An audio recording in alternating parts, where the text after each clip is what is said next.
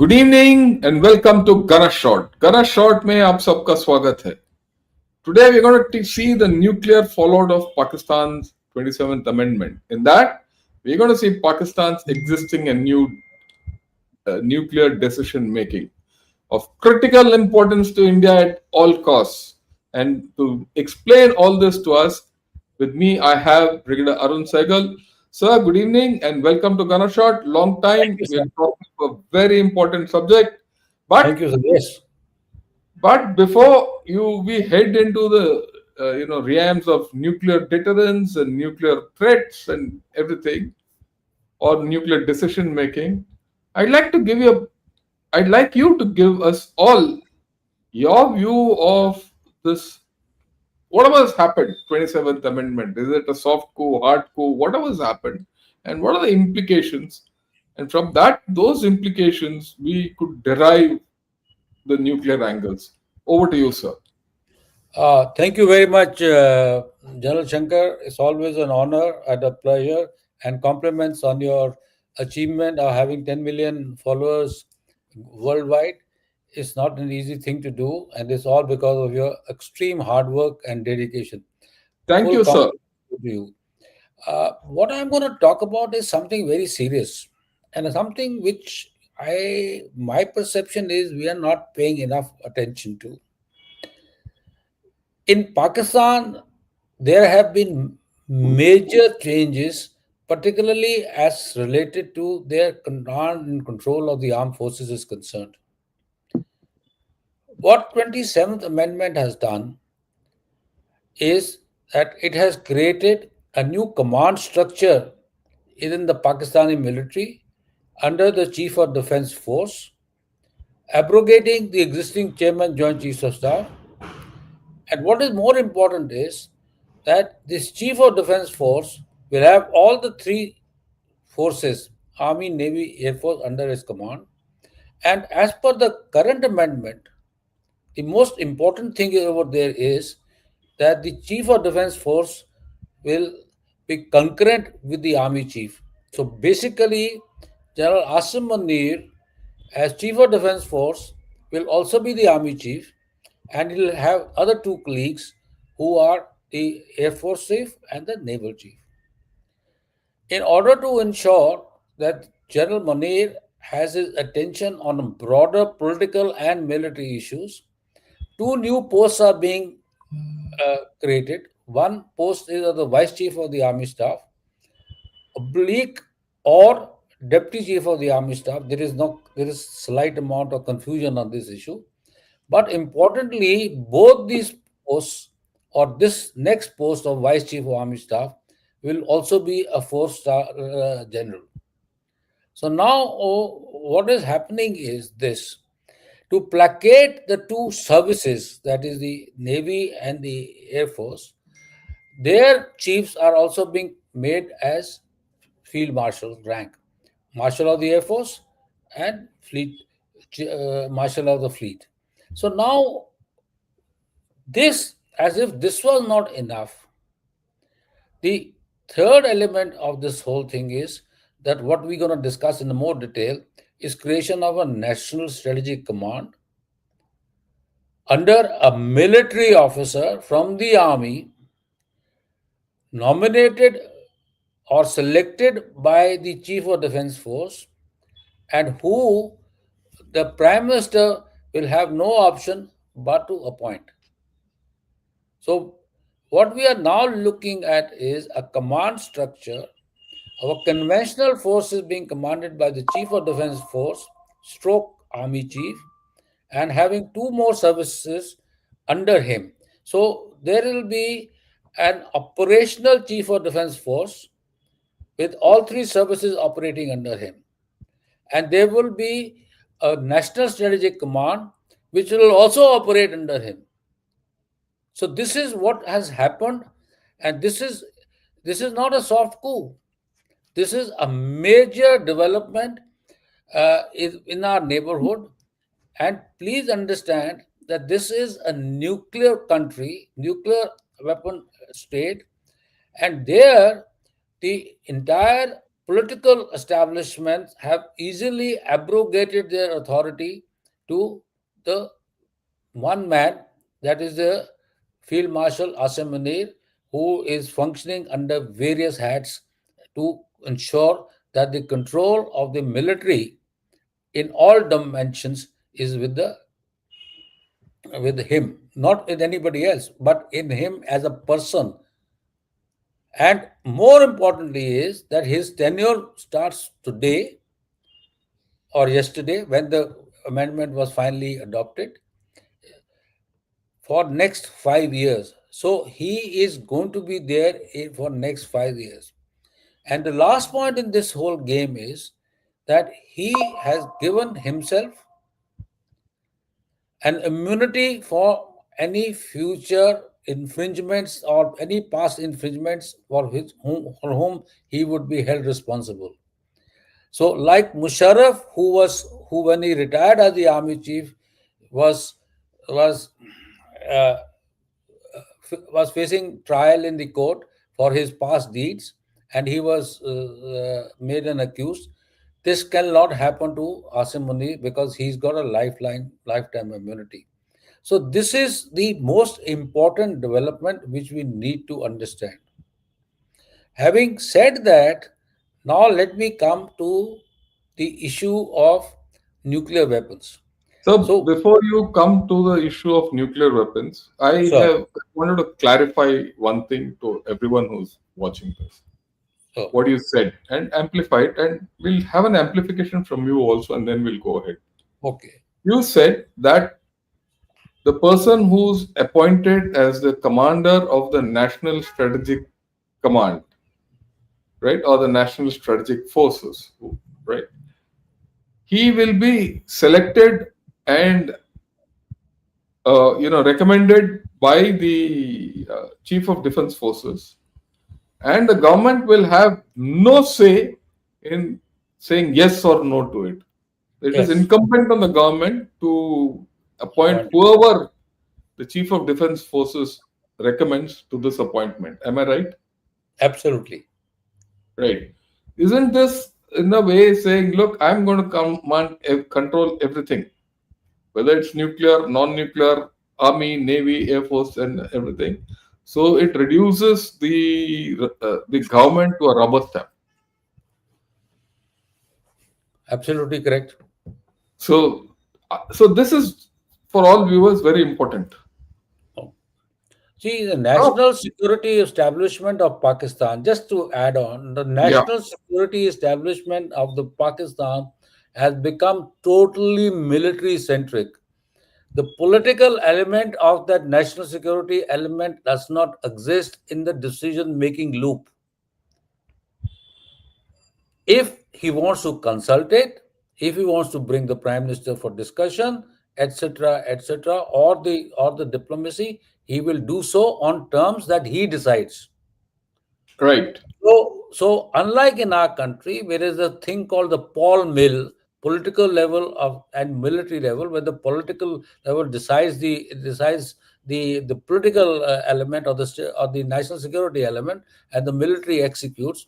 Here is now a case where a single man will be doing all that for a nuclear country, a country with nuclear weapons, which is unstable country, which is having a serious internal problems by one man called the Chief of Defense Force. right. I just thought I'll highlight this. Everyone should understand where we are, where India stands with respect to this. And like what Brigadier Arun Sahgal has said, this aspect has not been given adequate attention, or it's not been analyzed adequately in our strategic circles. And that is why we decided today that the good brigadier said, look, I want to speak on this. I said, sir, this is absolutely great. And we are speaking on this. So, next, sir, all yours. Okay, now I want to focus on the most important element of this. See, conventional forces we can deal with. We have the capacity and the capability to deal with. But nuclear weapon and nuclear command and control, And strategic stability are a different kettle of fish, and we need to understand that. Can I have the uh, slides, please? Yeah, sure, sir. So I have taken the thing to cover this through a small slideshow so that we understand the dynamics, and I don't want to make people I mean make any mistakes or give any wrong perceptions on this. The fun, the bottom line as far as Pakistani nuclear weapons are concerned. Next slide, please, sir. We have to be very clear. The Pakistan strategic forces, his nuclear capability is totally India centric, and it is an intrinsic part of his overall strategic deterrence against India. To maintain this capability and the credibility of his deterrence, he is involved in qualitative and quantitative upgradation of his nuclear arsenal, which includes delivery means, road mobile plus deep silos, and integration of emerging technologies in his nuclear calculus. He looks at nuclear weapons as a part of an overall strategic deterrence to maintain strategic stability in his favor, and it is also seen as an extension of war fighting. Now, this is important to understand that from Indian and perspective, nuclear weapons are political weapons, not to be used, but only for deterrence. But as far as Pakistan is concerned, he has no such qualms. For him, the nuclear weapons are both for deterrence as well as war fighting. So he follows two broad doctrinal precepts to, to achieve his aim. One is he is created a low yield weapons as an extension of his conventional response. He believes that should there be a serious intrusion or existential threat, he would not hesitate to use tactical nuclear weapons as what he believes as a war termination strategy, disregarding the fact of India's no first choose doctrine. I mean, that's his perception. The second thing is he to ensure that he believes that it can escalate. So he has a doctrine of what he calls first followed by second strike. That means he, behind his tactical nuclear capability, he has credible strategic capability in terms of medium range missile systems, which can hit practically most areas of our country. So, towards this, he calls this as a full spectrum deterrence, or some also call it from 0 to 2350. That is 2350 be the range of the his longest weapon system called Shaheen. He is attempting to make his weapon system more survivable and credible through regular technology upgradations. He is presently involved in MERV system development, miniaturization, and moving towards a triad by developing seaborne nuclear capability. Thank you. Next slide, sir. So before you go to the next one, I want you to clarify two points. In fact, it's one point, but you mentioned it virtually twice. First is the issue of first strike followed by a second strike capability. And the next thing is triad. Both these presuppose that he will have nuclear weapons to retaliate after our second strike, right? And I'd like to also highlight, and your comments also, he's going to get this Hangor class submarines next year. Yeah. The first one are going to come, and they are AIP, right? Air independent propulsion.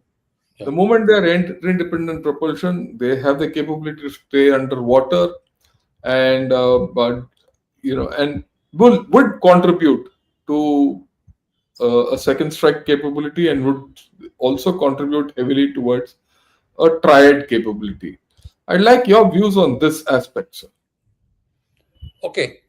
See, uh, the SPD, which is the Pakistani Strategic Plans Division, the guys who are the brains behind their nuclear thinking, are reasonably clever people. They are conscious of the fact is that as per India's NFU doctrine, that should tactical nuclear weapons be used, there is a chances of a massive Indian retaliation. So they are conscious of the fact of when we go down the line, when we see the elements of his nuclear doctrine, he is working on an ability to launch second strike, have enough residual capability to launch the second strike. So that is what is. So that's what when he says first followed by second, that means whatever happens, he must be able to absorb India's retaliatory strike to be able to launch his second strike against India. First being the tactical nuclear strike, and then in retaliation to India's response to the tactical nuclear strike, a second strike. As regards Hunger class submarines is concerned, is a very valid point. What he has done is he is modified the tubes of the Hunger, the torpedo tubes of the Hunger, and is trying to attempting to fix or use these tubes for launching RAD Mark III or RAD 3 missiles, which he has developed for airborne systems. But he is trying to modify them to fit into these tubes for firing underwater up to the ranges of 700 to 800 kilometers.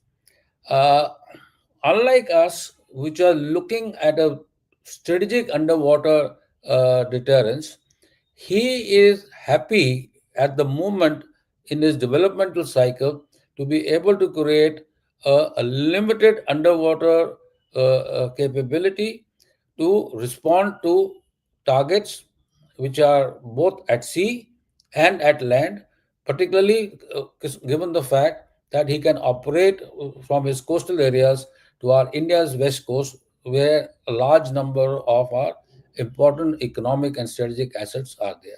So this is what his thinking is. Thank you, sir. Can I go to the next slide, Yeah, please? we'll get back to the next slide, sir. Okay, his strategic concept has got five elements. Just quickly, I'll go through them. He wants to create an effective fighting force, which is with wide-ranging conventional and which can deal with wide-ranging conventional and sub-conventional threats. His credible minimum nuclear deterrence and force posture involves adequate stockpile of nuclear weapons and deliverable systems for an assured second strike. That is what I just now explained. First, followed by second.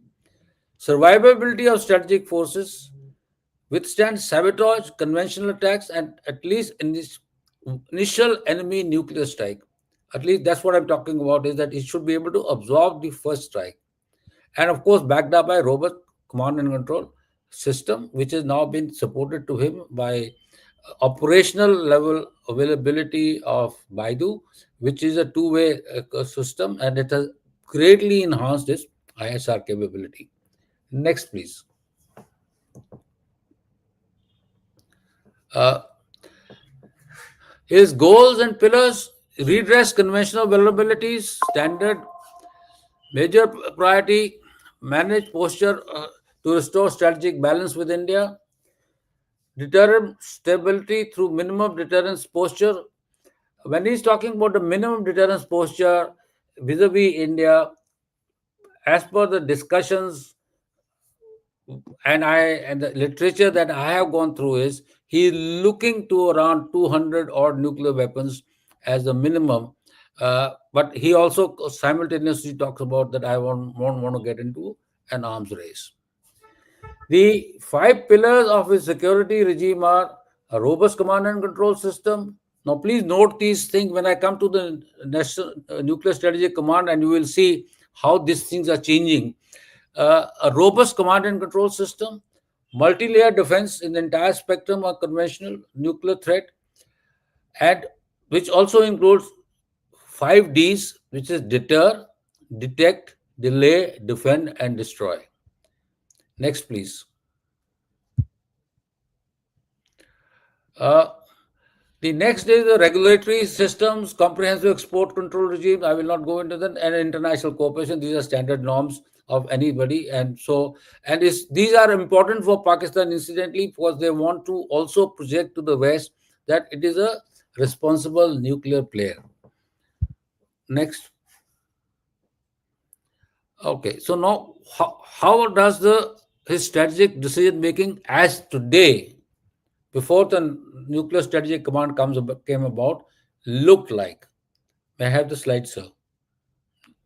Now, on top is what is called a National Command Authority, which is chaired by the Prime Minister.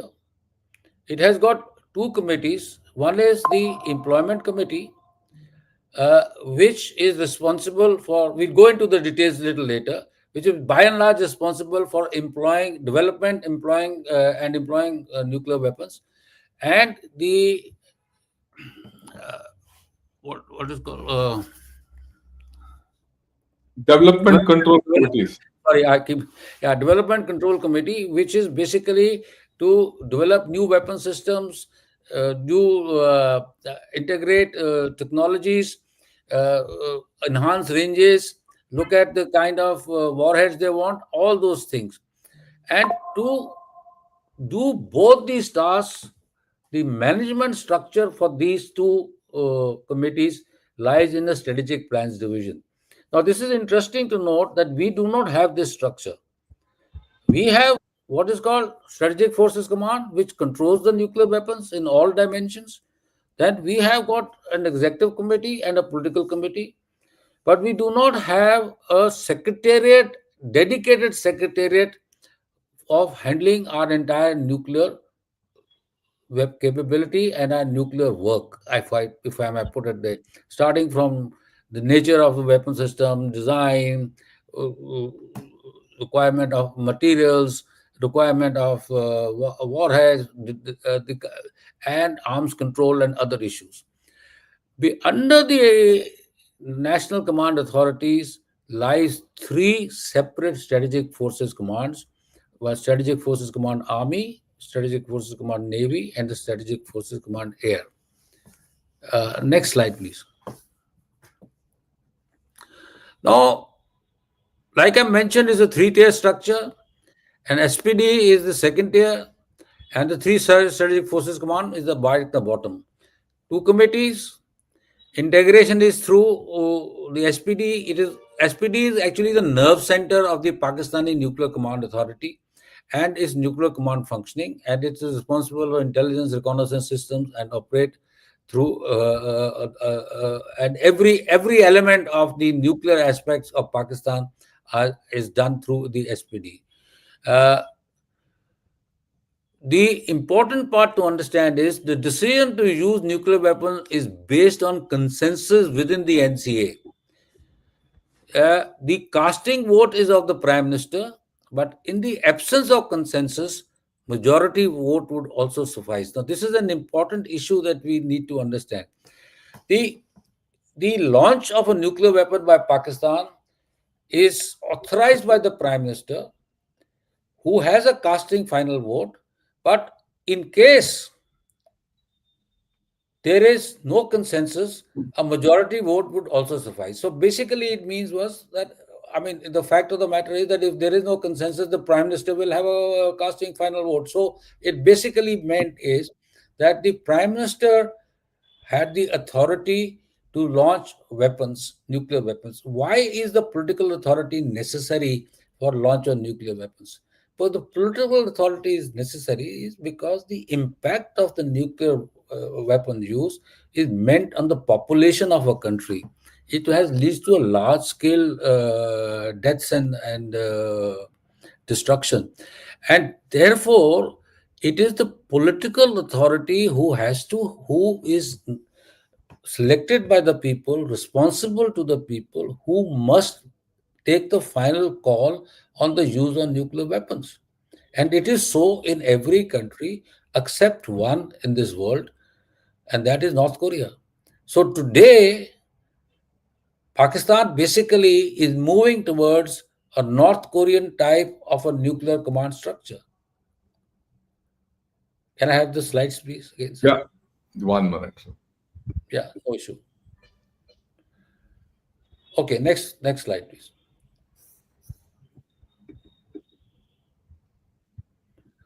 So I've covered these ECC. I don't want to labor on these anymore. So we go next. Now, what has happened now is that the Constitutional Amendment 27 has created a new command structure. And that new command structure is something which I will now develop on in a little bit of detail. May I have the next slide, sir? Now, the move is now to do away with the National Command Authority and replace it by what is called the National Strategic Command. The main differences in this between the other one are the NCA, as we just discussed, was chaired by the Prime Minister and had both cabinet ministers and senior military officials, and with most important joint oversight and importantly shared decision making to cross the nuclear threshold. So it was not a decision of the military, it was not a decision of the civilian, it was a joint decision. I said Prime Minister had the casting vote, and they were responsible for nuclear doctrine, policy, and deployments. But now this has been changed. It will change now to National Strategic Command led by a commander from the army appointed by the Prime Minister on the recommendation of the Chief of Defence Staff Forces. And Prime Minister is duty bound to appoint a man selected by the Chief of Defence Force. He has no option in this. And please also note, the Chief of Defence Force is also the Army Chief. So here is one man wearing two hats who now has a man who's commanding the National Strategic Command who controls him. And there is now the most important aspect is that there is now going to be no civilian oversight. And even more importantly, the other two strategic forces command are not going to be integrated in this. This is not very clear. It might just happen that he integrates them. But the fact of the matter is that the command and control and the decision making element of the entire nuclear forces now rests with one man, that is the Chief of National Strategic Command, who works under the Chief of Defence Force. So this is what is the change that has happened. So in short, and to clarify, the military today, and not only the military, the army in Pakistan is today firmly in control of the entire nuclear capability of the country and will decide on how to employ it and how not to employ it. It has got some serious implications. We will come back to it. Anything you want to say, sir, at this point in time? No, no, nothing, sir. But what you have said, if you could put your slide thing down, sir. Yeah, thank you. The main issue is what is this thing is it's a single point control, and with the dilution of the civilian control completely. Earlier, it was earlier also. If you saw what the good brigadier had said, the prime minister could cast his final vote, but it was not a veto vote.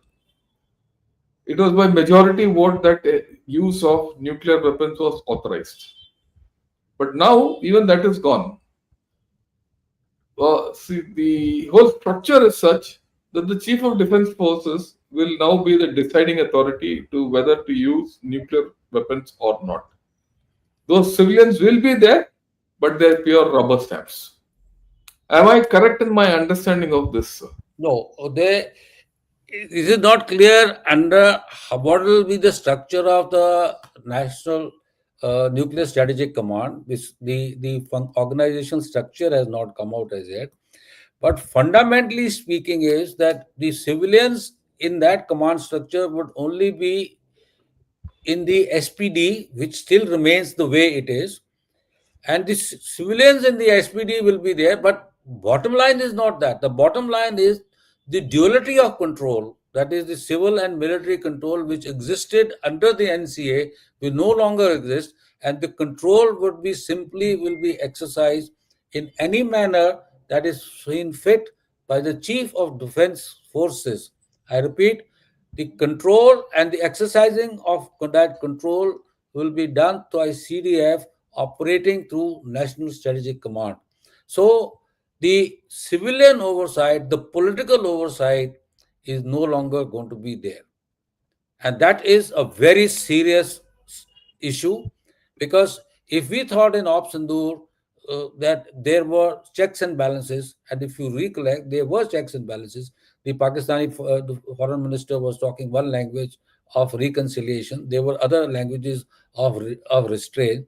Now, that language of restraint is going to be the language which will be decided by the Chief of Defense Force. And when I come to the implications, I will highlight these issues in a little more detail. Right, sir. Can I have Can the we go slide, to sir? the next slide, sir? Yes, thank you. So this is basically I have covered this. So institutional composition we have covered. Next one, sir. Operational control. Now, this is something which we were just discussing just now. Under the NCA, the strategic nuclear assets were managed by all three services. They were separately for the Army, Navy, Air Force strategic commands. There was a balanced civilian military mechanism, as I highlighted earlier. But the new model creates a single point military command led by the Army. In manners of nuclear weapons, use, deployment, and control, and this basically means is substantially reducing the checks, balances, agencies, and civilian oversight over these nuclear weapons. So this is an important digression from the existing command and control, and something which we need to be worried about. There is no checks and balances on him. Okay, Yeah. next one, please. Next slide, please. So again, I mean, this is belaboring the issue, because when we're talking about the civil military balance, we say there was a constitutional role for the civilian authority. That constitutional role has now been abrogated. That was been removed by Article 27, Amendment 27 to the 27th Pakistani Amendment. to the 27th Amendment has removed that control and enhanced military, specifically the Army's primacy. And what is also most important is, and this is something again which is more, granting lifetime protection and authority for key strategic commanders. Now the question again is here. As far as the state of Pakistan is concerned, a decision taken by the National Security Strategic Command or by the CDF or by any of the military commanders, he has a lifetime immunity. So, if he has a lifetime immunity and he is not responsible to the civilian control, what it basically implies is he can act the way he wants to act. Again, I'm repeating this point, the restraint that used to work, the political restraint, and from political restraint for the international diplomatic and international diplomatic pressure on a country like Pakistan, which we saw during Op Sindoor, which precluded them from, let's put it this way, having an NCA meeting also during the Op Sindoor. That is no longer there. There is no NCA meetings. There will only be National Strategic Command, CDF decides, and they say they get into a huddle and they say, it seems we feel that we are facing an existential threat, so I must use nuclear weapons, or I must start doing brinkmanship. The the effect of this and what it implies to the other side has to be seen through. India obviously, if India sees this, India will also react, and this will lead to an escalation And this will lead to an unintended escalation, despite the fact that there has been no such reason to escalate. This will be an escalation based on number of factors, which I'll not like to come now. I'll come at the end when I come in the implications. That's a serious issue. The point which is important to note is this: is that it will be the military mind alone, benefit of any other advice, which will decide how it believes that the conflict or a standoff is working out, and how he believes that he would like to leverage his ultimate nuclear capability, either as a game of brinkmanships, either a game of posturing, either in terms of deployments. How he wants to play that game will be decided by him, and each one of these steps in the nuclear game is escalatory, because it will have a counter value, a countervailing reaction from the other side. So what is worrisome from Indian perspective is that we may willy-nilly get caught up in a escalation cycle, which is not a conventional cycle, but a nuclear cycle pushing us towards Armageddon. So this is what is the problem aspect of this development. May I have the next slide, please? Yes, sir. So, see, now important part is there is no, uh, he'll have a direct command over nuclear assets, we just talked about, and he will be responsible for taking all decisions on nuclear force posting and employment. We just discussed this. He is the controller of the nuclear chain. He will decide what is the level of tactical or strategic response related to the nuclear forces in consultation with CDF. Of course, CDF is the one who will finally decide. SPD has been just been reduced to a supporting body. It was always a supporting body, but SPD always, because of its stature, always had a major role to play in terms of managing the nuclear response capabilities of the Pakistanis.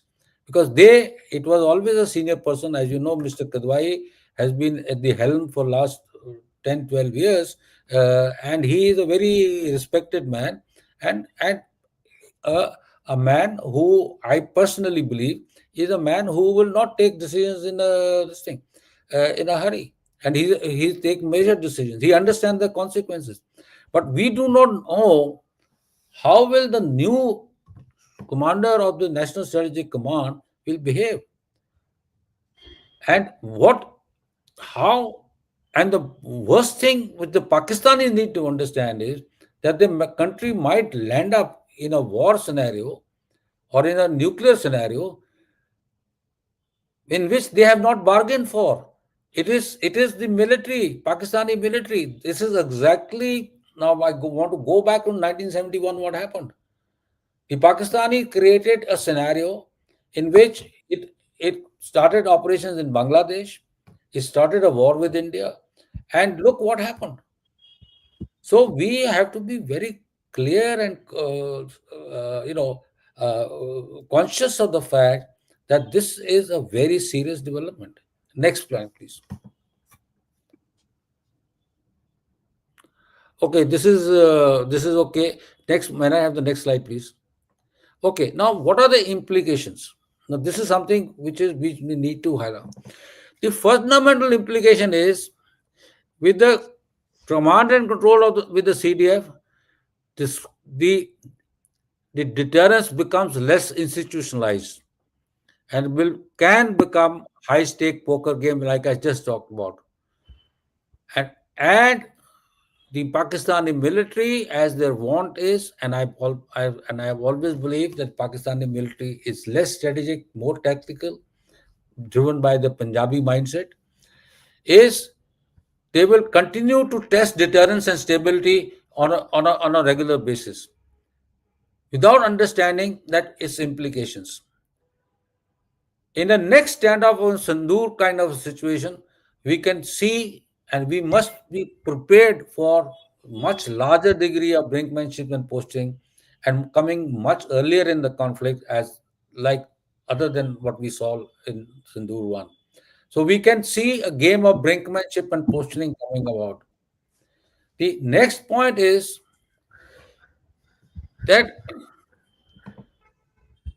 there are notional thresholds or red lines which the Pakistanis have. There is no clarity in understanding.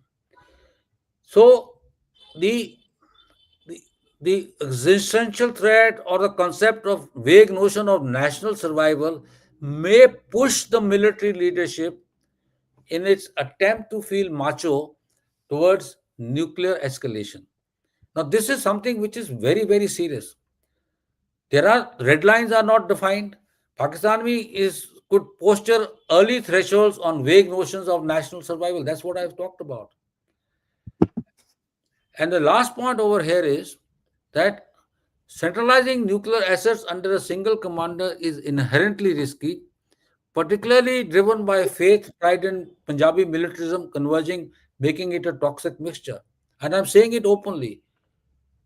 The faith, the pride. We heard about the faith. We saw prior to Sandur the kind of lectures and what was the statement made by the Field Marshal Munir in the United States. We have seen the pride, the narrative which has been spread, and Punjabi militarism and notion of Punjabi. We are tall, we are tough people. We'll take it on, etc. Could make this into a very toxic mixture, particularly when there is no oversight. So, like Ambassador Robert Gates have said, Pakistani nuclear weapons are safe until they aren't. It's as simple as that. And the mistake and the ability and the capability of their nuclear capability, which was much better under the Nuclear Command Authority, will now suffer a great degree of danger. Next one, please. The next issue is, again, I don't want to be religious oriented, but there is a factor. There is a religious zeal of Pakistan commander. And this layer adds another dangerous layer of risk. The, their propensity to interpret every adverse situation as existential threat could result in nuclear retaliation, which will be seen by their commanders more as a retribution rather than escalation. The notion of existential threat, adverse situation, being thinking of as an existential threat, and looking at nuclear weapons more in terms of a retribution rather than escalation is a very serious perspective which we need to take cognizance of.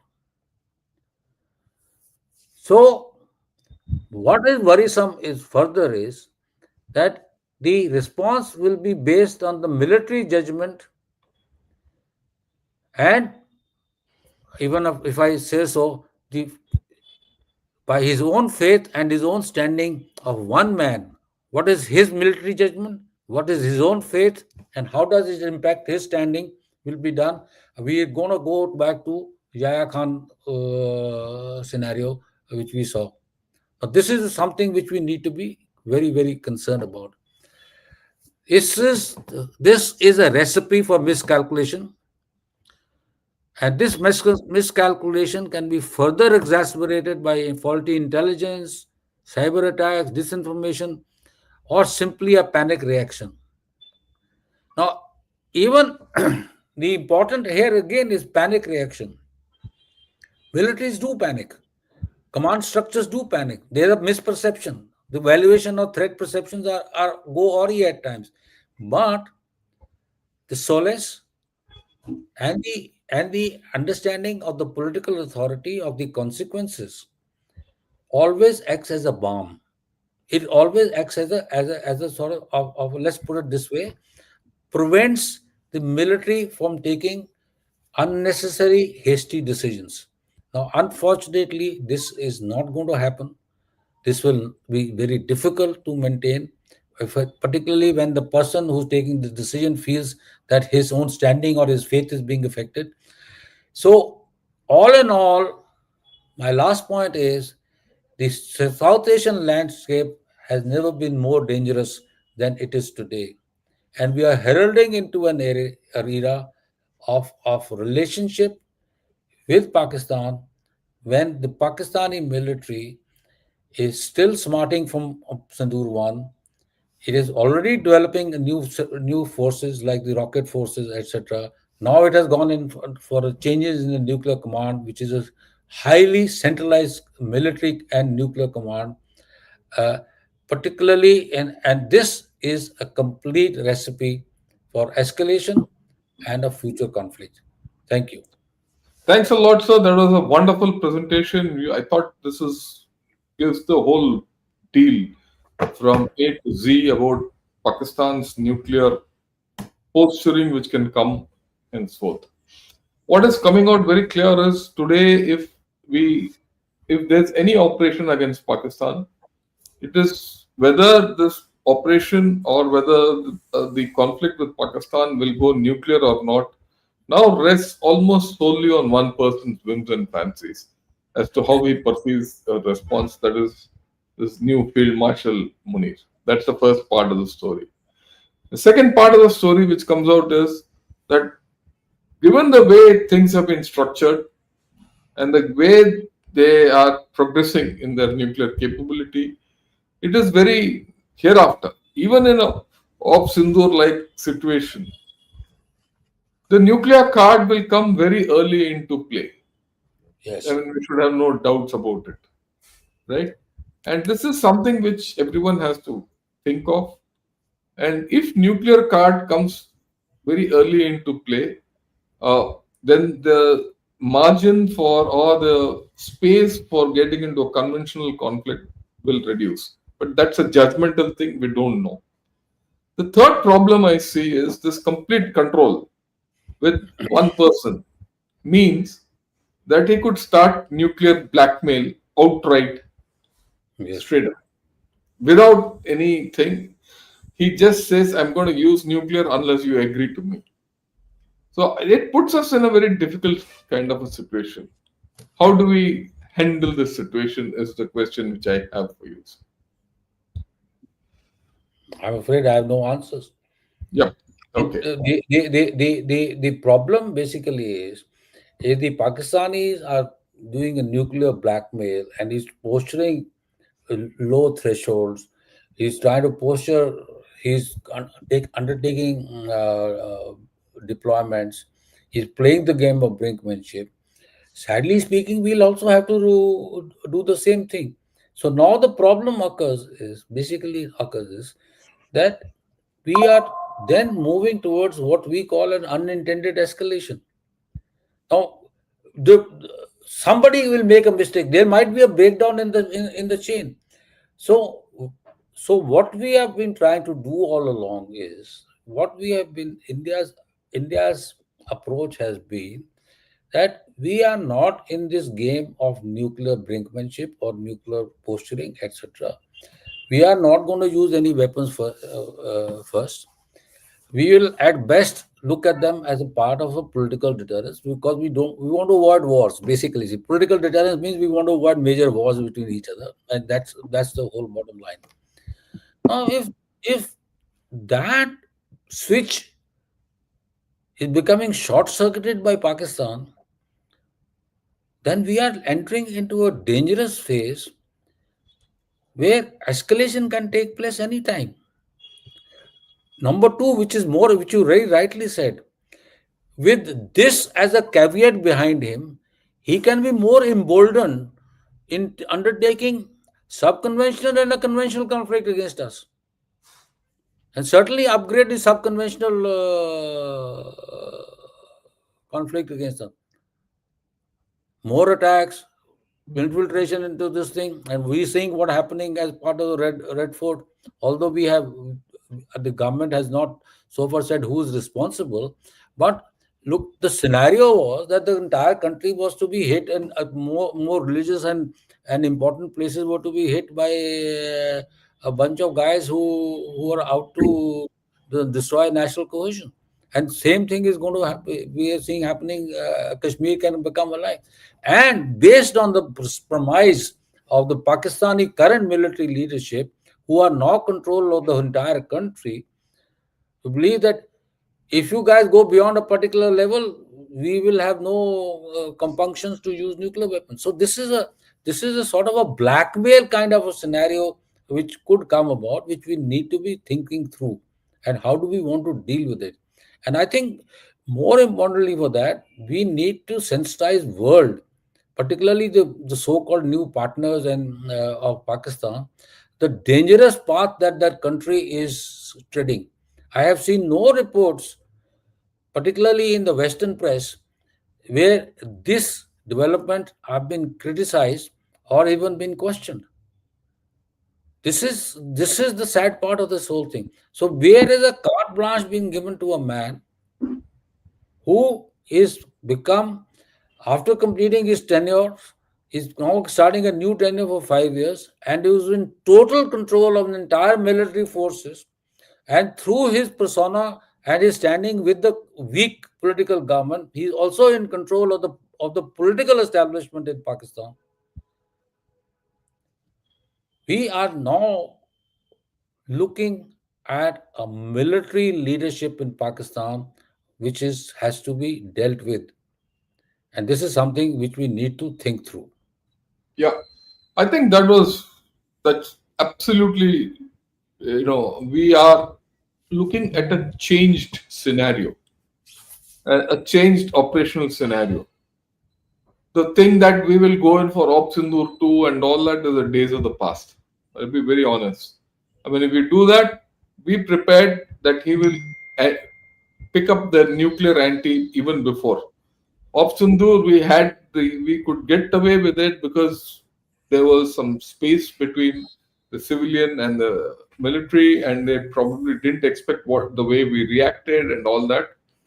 But today, anything happening, my guess is that with this kind of a convergence of control and concentration of control in one hand under one hat of Chief of Defense Forces and the Chief of Army Staff, right? We should expect the nuclear card to be one of the first cards to be played. That's the way one it comes across, sir. And second, in he will back the subconventional operations Yeah, with the nuclear card completely. And we've already seen some of it come up, because if you go back to his last speech, he said, I will be able to reach everywhere. yeah, And to back it up, this Delhi blast come. So, and it comes about in a manner in which you really can't blame him, right? And if you start blaming him, the nuclear card will come out. I mean, he's already given his hand out. So we are looking at a change scenario, and I think, sir, we have to, and it's not only for you. I think for the whole establishment of us, army and political, to start thinking start gaming this situation through as to how do we respond. And I would put across a few issues. Maybe we could discuss that.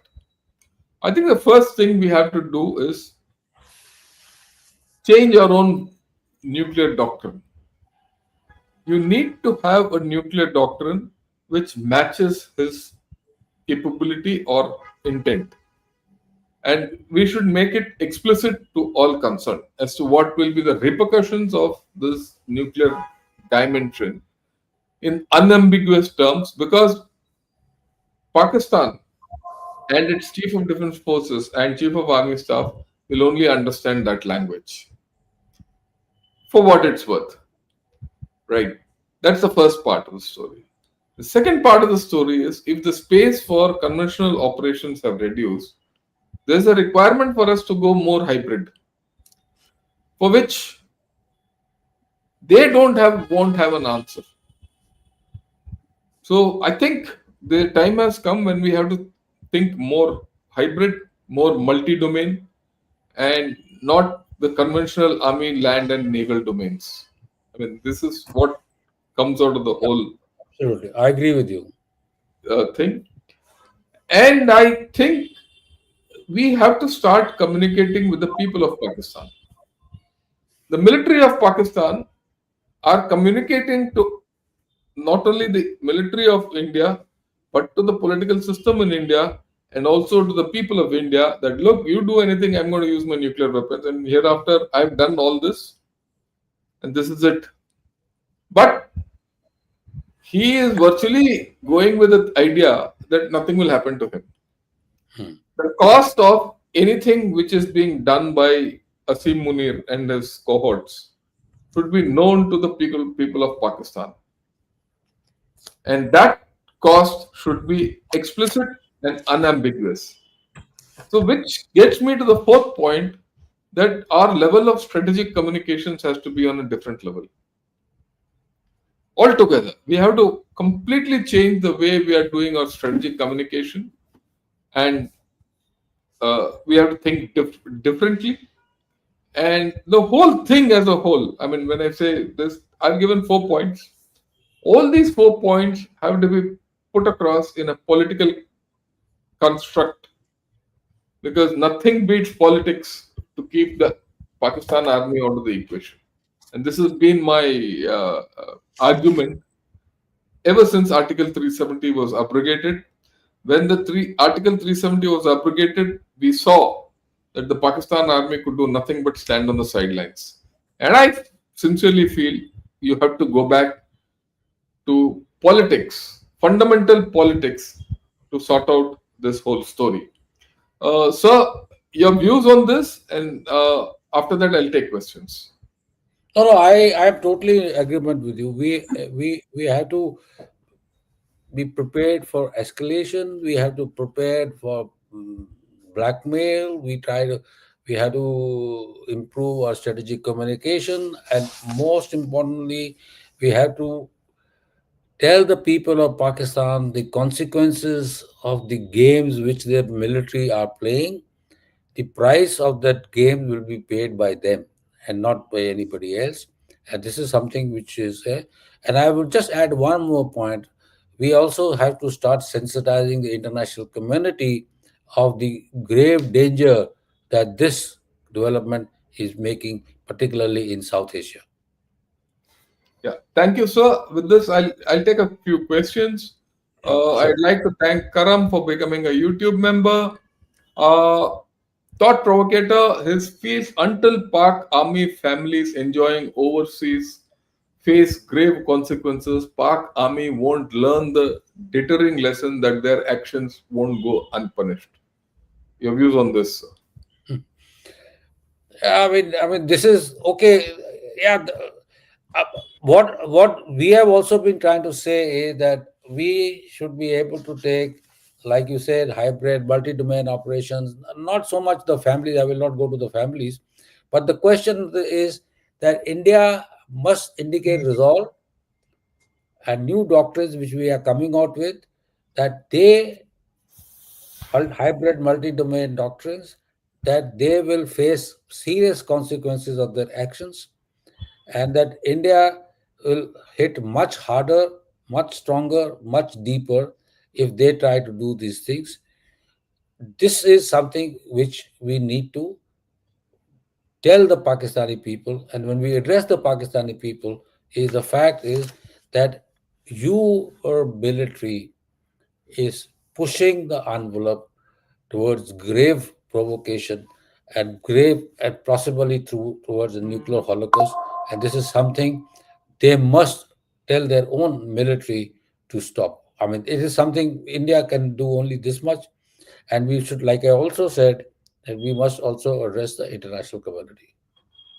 Yeah, thank you, sir. I'll just add one thing. Look, the question is genuine about the families and all that. It's an option, part of an hybrid option. How we have to use it, whether you want to use it directly or indirectly through the other countries, is a matter of choice. We'll leave it at that. Uh, right. Uh, okay, sir. there are some rumors that Pakistan does not control its nukes, and their nukes are managed by USA oblique Saudi. So your views on this, and in that case, even if this is true to some extent, how does the whole thing play out with the new nuclear structure of this? Okay. It's an interesting question. My answer to this is I don't think anybody controls Pakistani nuclear weapons. But the fundamental point is there are two ways of exercising control. They have sensors and other elements. They have got nuclear assessment teams, or used to call them NEST earlier. I'm forgetting what it stands for. The Americans have a fair idea of the capabilities of Pakistan. That the Americans have fair idea of the locations of Pakistani nuclear weapons in full, I doubt it. Uh, the next issue is permissive action links. Those links which are there, which have to be activated to fire a nuclear weapon. Uh, I There was this perception in people's mind that those were coming from United States. I'm afraid that's not true. The Pakis have developed their own permissive action links, and they are. I do not think even in the software and the capacity of the Americans to even interfere with them. Even if they have, it will be a limited capability. So in this game, the issue is not how much degradation you can do to his weapon systems, etc. In this game, is one weapon is more than enough. That is the sad part of this game. Because if you use nuclear weapons, then the genie is out. And my famous quote is, nobody on this earth, including the Americans, including the Russians, including the Chinese, have a iota of an idea what nuclear escalation means. They have no idea. There is no nuclear escalation management control issue because nobody knows. Nobody understands this. And you know things like dead man's hand and things like that. So those kind of systems operate everywhere. So the point which we have to understand is this: is that we cannot go with the belief that some outsiders control Pakistani weapons. Outsiders may have an idea about the weapons. They have a 70% idea of the weapons. Let's give them that much. But the 30% of the nuclear weapons will be outside. So if you're looking at the 200, we're talking about 60 odd nuclear weapons still out of the reach of anybody. So this is the challenge that we have to understand. Right. Um, yeah. The next question, sir, is we have to stop doing reactive diplomacy. Look at Bangladesh. Every day Yunus remains in power. The anti-India hatred grows. How long are we going to react? Stop reacting. Start acting proactively. Well, before I request Brigadier Sahgal to comment on this is what we have to think of. When you look at hybrid warfare, you'll have to look at strategic communication. You have to look at many other things. You have to be proactive, right? And I think there is merit in what you're saying. Sir, your views on this? I agree with you. I mean, you have to define new norms, new methodologies of dealing with the scenario in which earlier, you see, the problem is that Pakistan is becoming a proliferator not only in strategic sense but is also becoming a conventional proliferator. It is providing systems, weapon systems, training, etc. to the Bangladeshis. So it is becoming a proliferator even in that sense. So we need to be take a call on the nature of that threat. What kind of hybrid measures that we need to adopt? What kind of multi-domain or various kind of operations that we need to develop? What kind of capabilities we need to have? And what will be the nature of these operations and up to what level of escalation can we go? So three things are the nature of operations, the escalation dynamics, and we also have to stop the this issue of Pakistan is becoming a conventional proliferator. We saw an interesting case recently as to how the Turks have stopped the our stalled our Apache helicopters from landing in Turkey and coming to India. So these are the kind. So we have to now. If I got a message the other day from an American professor with whom I have been working a couple of years back. He says there is a green dotted green all along your borders in the east. What are you doing? So we have to. We cannot. We have to define. Sadly speaking, we have multi-dimensional, multi-front threats. We have to deal with China. We now have to start dealing with Bangladesh. Now we have started dealing with Pakistan. Then we have a emerging threat even in the territorial. I mean, in the maritime domain. So there needs to be an agility of thought and relooking of our options in a much more dynamic time frame and in conversion with the threat that we believe that we have. Yeah. Thanks, sir. The next question, Brigadier Arun Sahgal, Strategic Command Navy. This means that Pakistan Navy has nuclear weapons and the ability to deliver them. Is that so, sir? I would work on the premise that they have it, uh, but I am conscious and I have a reasonably good information that the Hunger class submarines are being the torpedo tubes are being reshaped to be able to launch rad missiles with nuclear warheads up to range of 700 to 800 kilometers. That is something which we need to work on. And there was a paper recently produced by the SPD, one person from the SPD, where they did talk about that the focus of the Pakistani SPD is going to be on developing a credible maritime nuclear capability to deal with India's strategic systems at sea. In India's triad, basically, are SLBMs, which will be on patrol. So basically, we have to work on the premise that if not today, maybe in another 2 or 3 years, Pakistan will have nuclear weapons at sea.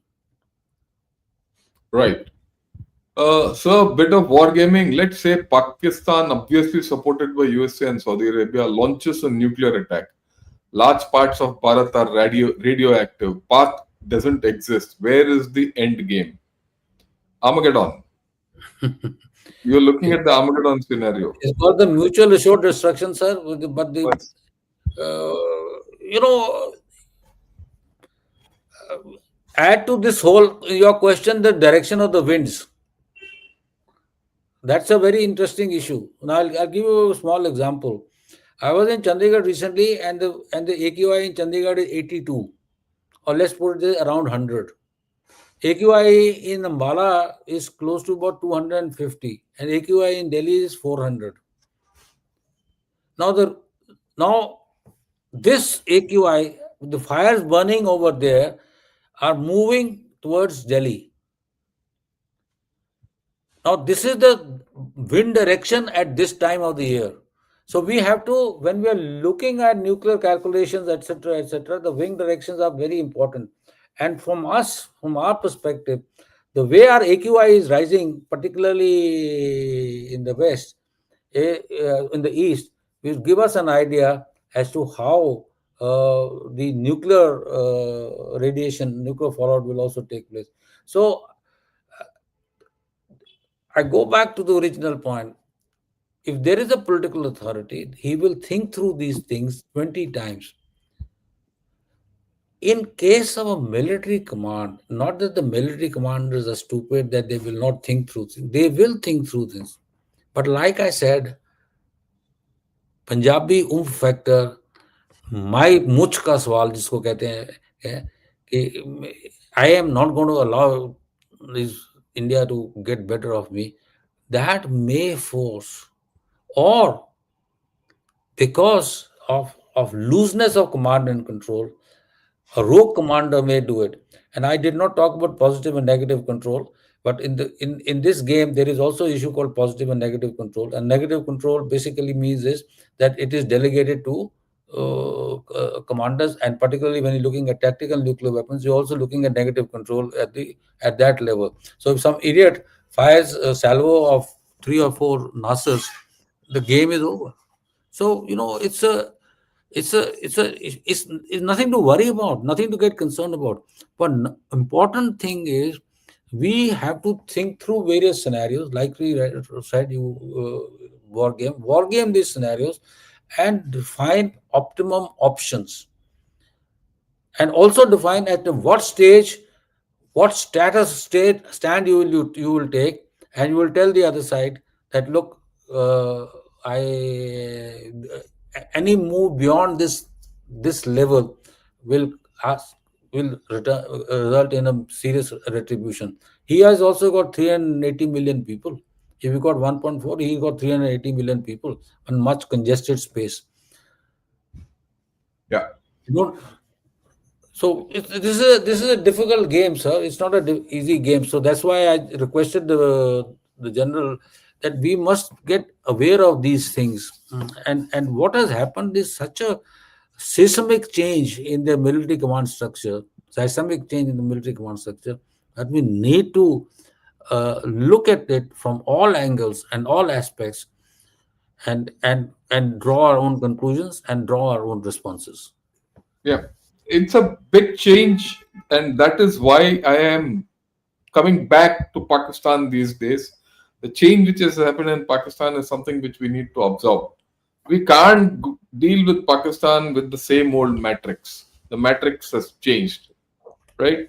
And hence, you're looking at a character who's very scheming, who's very stable, at least from his own perspective, and who is very unpredictable in the way he behaves. And he's a deceiver. Remember, his name is a deceiver. So that's how it is. Okay. And Ashish says, while in Tampa after lunch with President Trump, Munir told American Pakistanis, we've got the bomb. If we go down, we'll take the world or the region down with us. Yeah, that gives his intent out very clearly. And they know this thing. Okay.